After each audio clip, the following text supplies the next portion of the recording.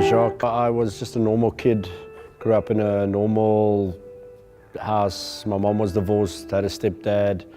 Yeah, before I finished the matric and things like that, I was already had a couple of housebreaking charges. Yeah, I was facing a jail sentence before I even got my matric final exam.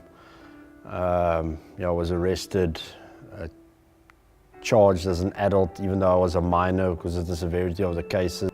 Then I got a job after school and I started working, but yet again, you know, I was just involved with the wrong people. You know, I didn't really have a sense or understanding of purpose for my life. I was just this, just like this wild man who just like lived for the moment and just like partied all weekend when I got paid, and to just like go all into partying and clothes and cars and you know, and it was just like this life of chasing and chasing and chasing the next high, and you know, it's all about me. And yeah, then I ended up like penniless, homeless, hopeless, like living on the street, you know, getting arrested every weekend, involved in some bad stuff. I still remember walking from Goodwood to Tableview along the N7, getting here, and my mom like didn't want to see me. The last time I got arrested, actually a police lady said to me, she said like, the worst thing that ever happened is that you were born. And then I end up in this place, and it's like the last single oak that like wants to help me out.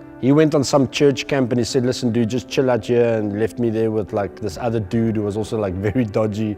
And yeah, it wasn't long, then we started like ripping open cupboards and stealing the stuff out the house, and we went to go score some drugs. And the guy gets back to the place and he's like looking around, like all the stuff that's gone. I'm like acting like I don't know about anything. And that night they had like a worship evening at the Hope Farm, and there's a bunch of guys there, about 20 guys or so, all drug addicts, guys who came out of jail and stuff like that. And in the middle of the worship session, he like gets out this little bottle of oil, and he like drags me aside and he says, you know what, I've been thinking, and I spoke to God, and I'm going to show you something.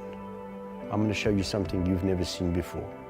I'm going to show you love, and I'm going to show you grace, and I'm going to do what Jesus would have done to you.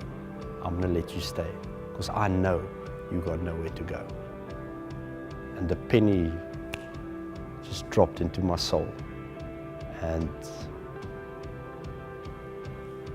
I've never used drugs again. It's about a decade later. I've been married for about 5 years. I got a brilliant job. My wife's got a job. I've got no bad debt. I don't even have a criminal record. I'm totally set free because of the fall of man. This is how a guy explained it to me.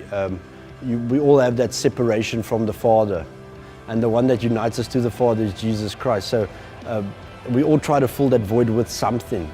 And you know, most people try to fill it with acceptance. Being involved in a group of young, misguided guys gives you a sense of acceptance. It's like a team sport. Yeah, so when the guy anointed me, I felt true acceptance. Jesus is enough. It's more than enough. He's everything. And I don't need to bring anything to the party because I have nothing to bring. And he just like did the rest. He did it all, man. He paid it all.